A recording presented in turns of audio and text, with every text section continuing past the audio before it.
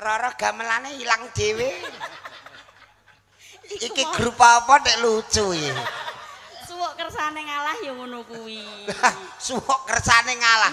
Lho srepeke ketoprak sing ape maju iki mau pamundutane kan apa kuwi mau? Apa? Panji Asmara Bangun. Lho kene agek penyiar kok gamelane ilang. Biasane nek sing gendang orang ndoyi gak ngene iki ya. Kandhani kok. Ndoyi njaluk mbok suwuk sik kok ya, Mas. Suwuken sik lho ndoyi. Lho lah aku kesurupan sing nyuwuk deknen kok. Srepek sing apik ketoprake metu siaran. Tek tek tek tek. Duduk. Duduk. Lah.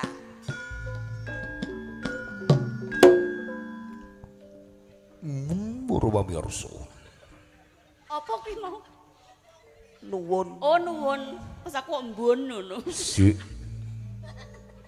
Sinareng ketoprak. Nedha budaya. Dalu menika kanthi lampah Panji Asmara Bangun Sekartaji. Sekartaji katindakan Nimas Ayu Eni Wulandari Cahya Sumirat. Sing ayu sithik lho, Cang, ketoprak kaya bakul gedang. Ya mesem apa piye? Sekartaji katindakan Nimas Ayu Eni Wulandari Cahya Sumirat. Iki sinden tak warok. Lah piye lho? Sinden iki. Nah, jadi ketok langsing ra ketang asline kaya bumbung ini.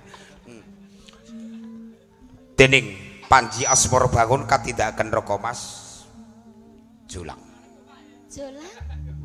Jenengan dadi Panji Asmara Bangun. Iso anane ya iki. Merongos sih. Merongos yo lah wong anane ya iki kok. Allah. Wonten ing perangan Sekartaji Kasmaran. Kados pundi kepiaring salam budaya sinareng nedha budaya jaya jaya jaya salaminya.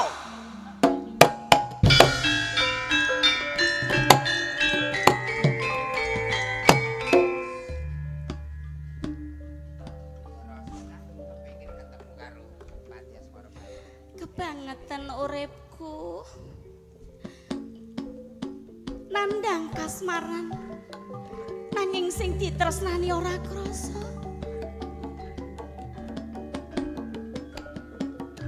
Juraku kok piye?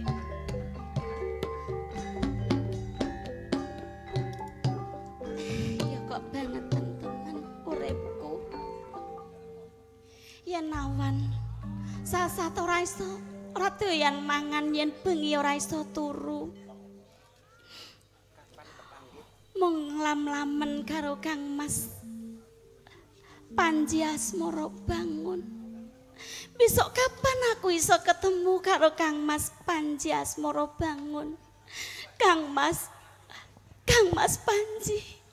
Wong ayu. Menapa panjenengan boten ngraosaken?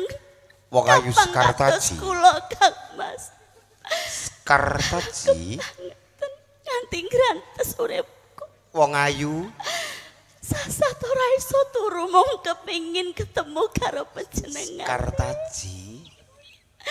Kang Mas Panji Asmara. Sekartaji. Sekartaji. Kang Mas. Telek. Kok yo marah-marah wis ana telek lho. Diundang ini ku nek cara ketoprak Karang Tawang. Wong ayu pun kakang teko. Wong ayu pun kakang. Lah aku ora krungu wae.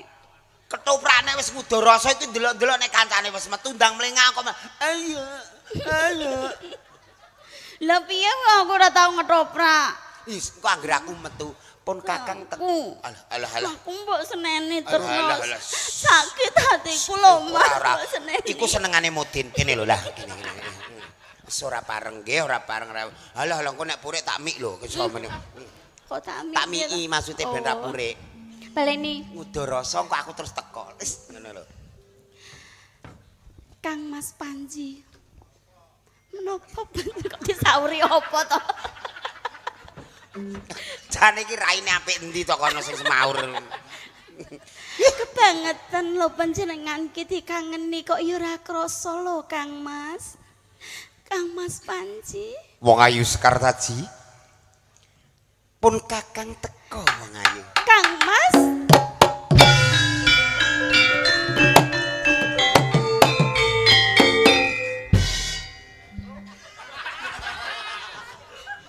Beduk.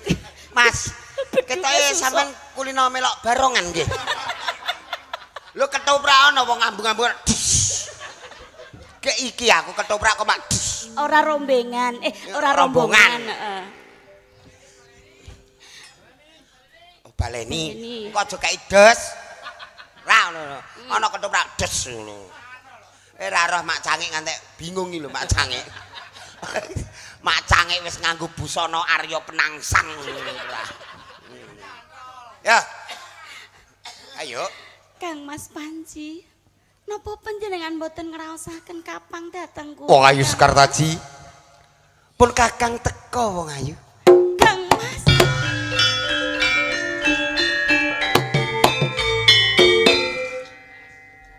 Ora wani des wong iki.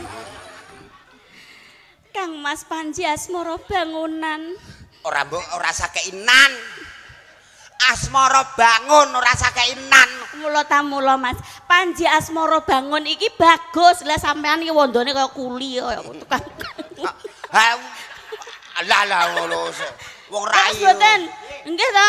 Kaya kuli bangunan to. Lah wong ganteng elek manuke padha ae. Lah kok yo ngono to. Panji asmara bangun ana lambene dawane kok ngene iki. Ana lambene tubuh meniki. Halo, masalah wong cangkem ora dienggo sing dienggo iki adek yo. Ngapa? Ketento kena untuku kandhani kok. Iki landepe kaya peso. Sekartaji. Inci kados pundi Kang? Pun Kakang mirengake sliramu kudu rasa kangen ta.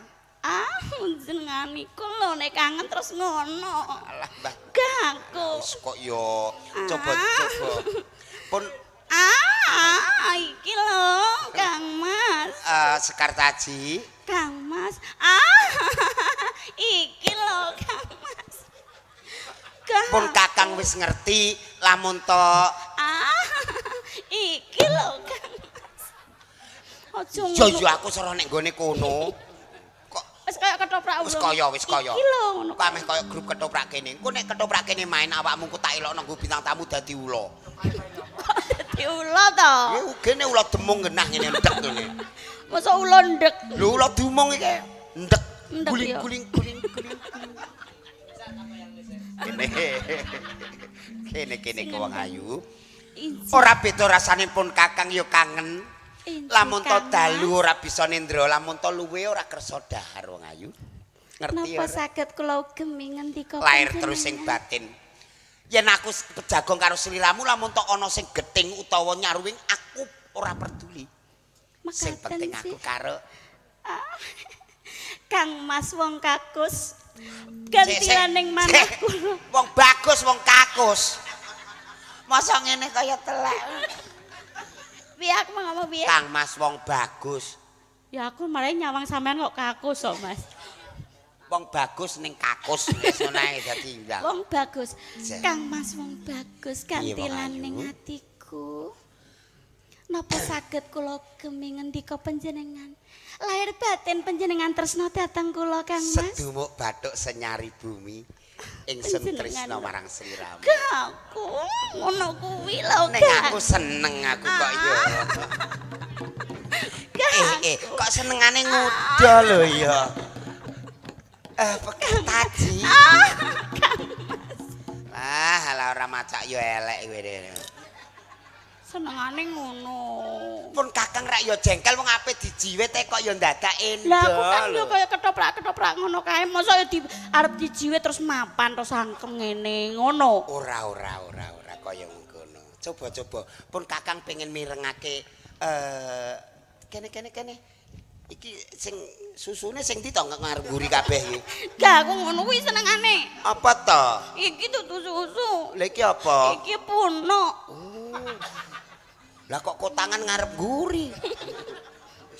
Gumun aku ora kaya liya-liyane mergo aku tresno karo sliramu. Coba-coba. Nadyan Sri Huning wong ayu. Sri Huning. Kok Nadyan Kang Mas? Nadyan Sri Huning. Aduh. Dalange keneng apa ora gelem ngadep-gedebok ya cah. Dalange malah ndelok. Iya. Aku gumun. Kandhani. Mbah Carik 40 tahun kepungkur peyuh. Enten wedang jahe nggih Mak Cangik, Bapak. Kok apa wedang jahe? Lah gen ora mlengak rene ya. Ya aku kepengin mirengke swaramu. Injih Kang Mas. Ya Allah. Ngapa? Bojoku isin. Alah wong duwike wae ra isin kok ya. Srihu Putri Kangsu Listieng Warni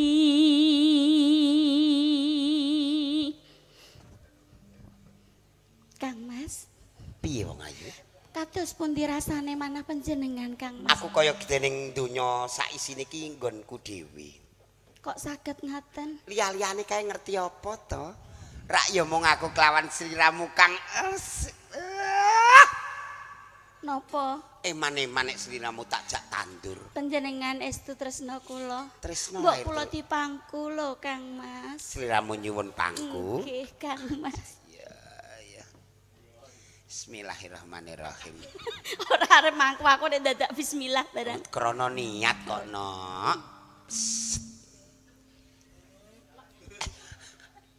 Sri Huning Pus Tika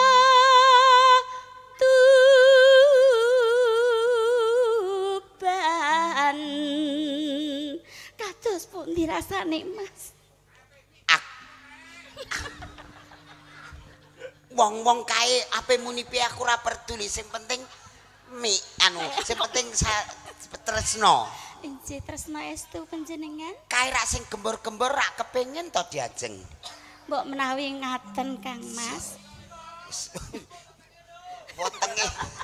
Wetenge sapa kon ngebuk? Yo ngalah. Kados Bacutke Sri Huning. Bacutke. Putra Kanjeng Sira lawe.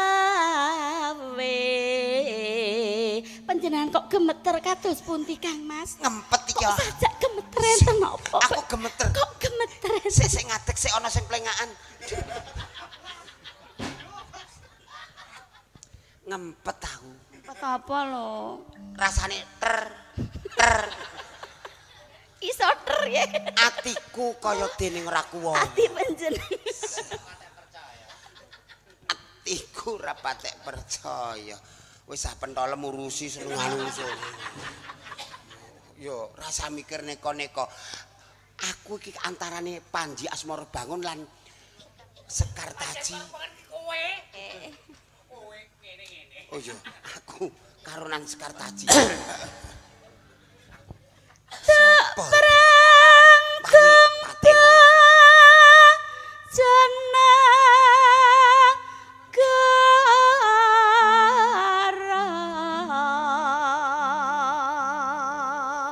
bebelo wirat moyo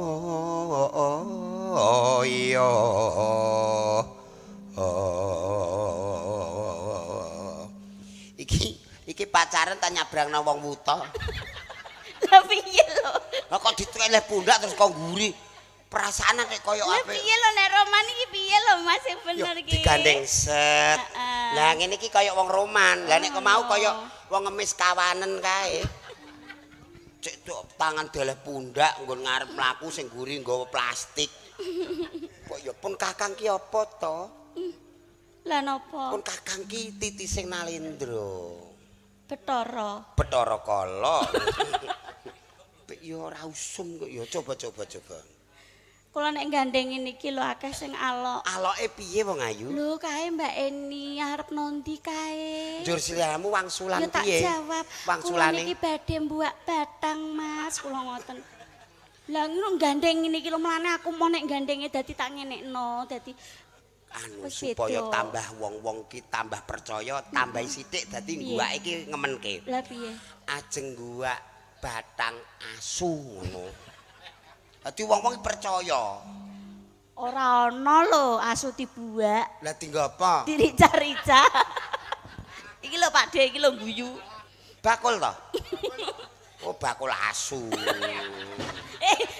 Muni bakal asu kok ngono lho. Lah iki senengane rica-rica kuwi sesuk aja nggih, ora pareng. Sesuk genti Pak Celeng nggih. Geting aku ya. Wong kok ya dipirsani para kawula ora apa-apa. Ben padha ngerti Sekartajilan Asmara Bangun.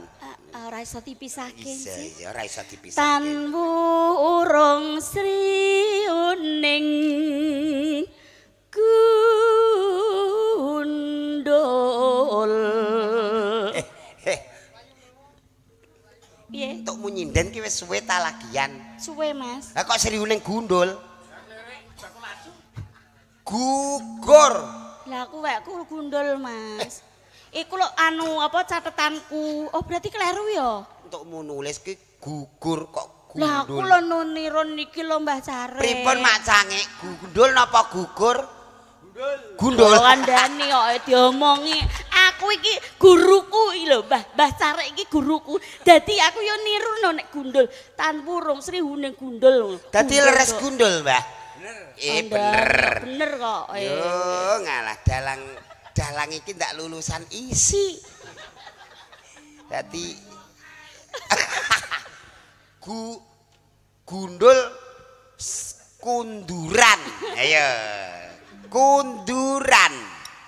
Ayo. Pripun, Mbah? Gundul kunduran. Nah.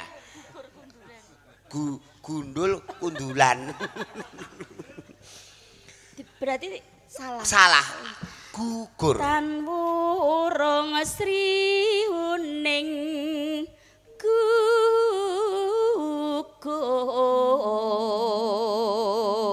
gugur. Telaske wong ayu. Mongko mustikaning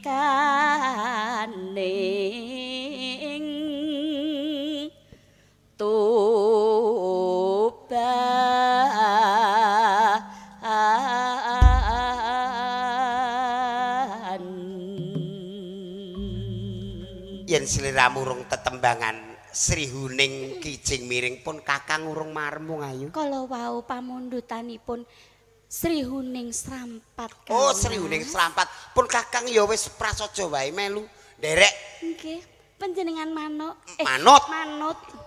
Ketoprake ngene. Panjenengan manut. Nggih, manut. Kok panjenengan manuk? Ya. Senengane ngene kok ape melok ketoprak Karang Tawang. Gak entuk ya. Bahasane teng pecotot ngene. Hatian sing pener. Nggih. Sri endi mau sing bonang ndi? Iki apa? Bonang mriki lho. Monggo Mas Sigit. Wah iki jebule sing bonang yo cahetan. Cahetan ndi? Magetan. Magetan. Kok iso magetan iki lho? Kok iso magetan iki lho? Lah kae rono ke munggah gunung ke ra magetan. Iki jane jope piro kok sing ngendang Jombang sing kene Magetan. Sing balung. Iki Bayuh. Iki adoh dhewe lho iki. Adoh ndi? Aduh kok akhirat. Kok akhirat ngono lho. Kok adoh ki ora kudu kok kono. Kono ra iso balik lho. Desane endi ya jenenge? Gondang. Oh, Gondang. Tak kira kok akhirat. Sing nyaron Sugeng Dalu kok Kampung Baru. Loh, menika Pak Lurah. Daleme mriko. Lurah Kampung Baru. Nggih. Pun. Sing ngegong nika. Lho, alah sing ngegong ya wong adoh. Gusti kok ngawi. Monggo sing ape mek. Sing nyelentem deloki. Lho iya wong adoh, Mbak. Surabaya. Ya Allah, adoh dhewe lho. Tian kok adoh kabeh ya apa. Tanggapan piro iki Mbah Dalang? Lho, niki nek ora panjak yoga pilihan. Ora ono. Pokoke dipilih sing ra bener-bener ya, Nduk ya. Pilihan apa wi? Pilihan terakhir. Dadi iki panjake wis do payu kabeh, iki kok payu terus dijak rene. Ya wis ora kaya ngono, dipilih supaya tambah becik. Iya, yo pilihan iki yo sing luar biasa. Monggo Sriwuning Mas. serampat. Niki pun garap tayub napa langgam biasa? Lho. Pripun? Tayub. Iku setoke sing tengah grup. Grup apa? Grublak-grubluk. Ayo. Derekno pun Kakang ya wong ayu. Nggih monggo kula. Siramono sesengitan dhisik. Pun Kakang ben tambahi. Kok aku Ngopo? ndadak ngemut kuping barang apa lho? Ora ngemut re untuku rono dhewe. Mbok yo nek karo calon garwane iki mbok yo aja dak sia. Ya aja ngono cedhak-cedhak. Ora. Kene.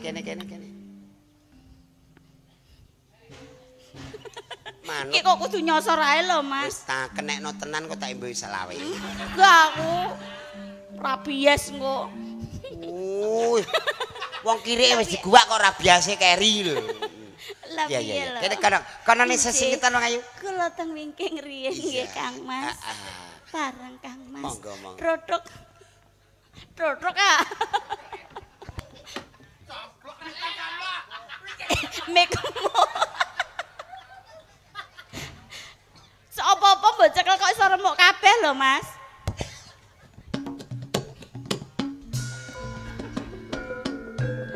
Kula teng pengguran nggih. Sliramu sesingitan wong ayu.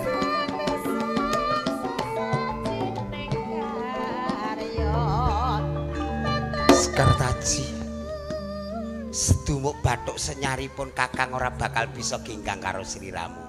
Tenono Sekartaji, Panji Asmara Bangun bakal nglamar sliramu.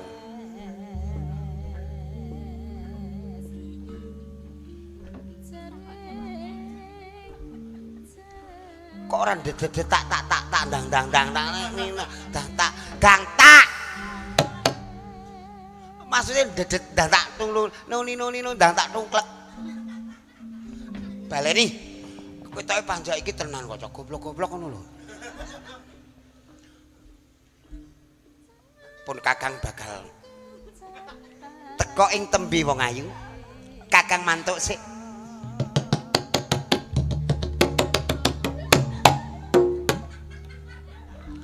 Liyane melok iki ah. Lho kiki panjak tabarongan. Kene wis ngajak ndedet ngene ku liyane yo melu. Melu iki lho. Wong ayu entenono pun Kakang wong ayu. Sekartaji, aku pamit.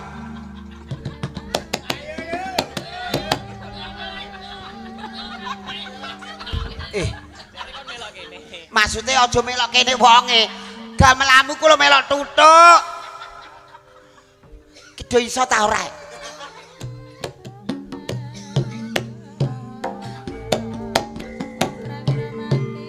Gandeng tung tang tung klek. Ngono karepku. Ngene kok ape manjak ketoprak. Kok iki sapa Yoyi iki aja mantuk, iki bareng aja mantuk. Nerusno las-lasane Pak Lurah. Jane ngelas kok matri, ngelas. Mantri kok tukang ider kuwi mantri panci kuwi. Rasane kok ya wong iki wong kudune iso meguru karo kaweruh lan kahanan. Lho kaya panjenengan iki biyen-biyen iki ora langsung kepenak dadi petinggi ki ora merangkak dari nol. Oh, dari nol berjalan berusaha dan selalu belajar akhirnya sukses. Dan kita tambah cari. Iki biyen cari. Sak menika bah. Nggih. Pun niku tampani riyen wedang ya kok ngisor cah iki kok iso ngeron-ngeroni wong. Iya. Riyen kan cari sakmenika ngasta dalang. Nuwun sewu niki kanca-kanca ning streaming do takon. Mbah Carik nika pidalem saking pundi Mbah Dalang? Iki mawon sambung anyar. Ketoke aku tau roh ki ndak balane Arhan tukang sepak bola iku ya. Piyayine kok ketoke sek ngono. Pangestu Mak Cangik Mbak Limbuk nika kanthi adicara walimatul kitan. Nggih, Mak Cangik ndongake napa dereng wau? Ndongake di awan mula. Oh alah di awan mula. Kula sing keri to Mak Cangik. Dadi bocah sing tanggung jawab sing soleh tindang tandak lan tanduke barokah dumateng mring sesami bekti marang wong tuwa lan negara bangsa. Amin.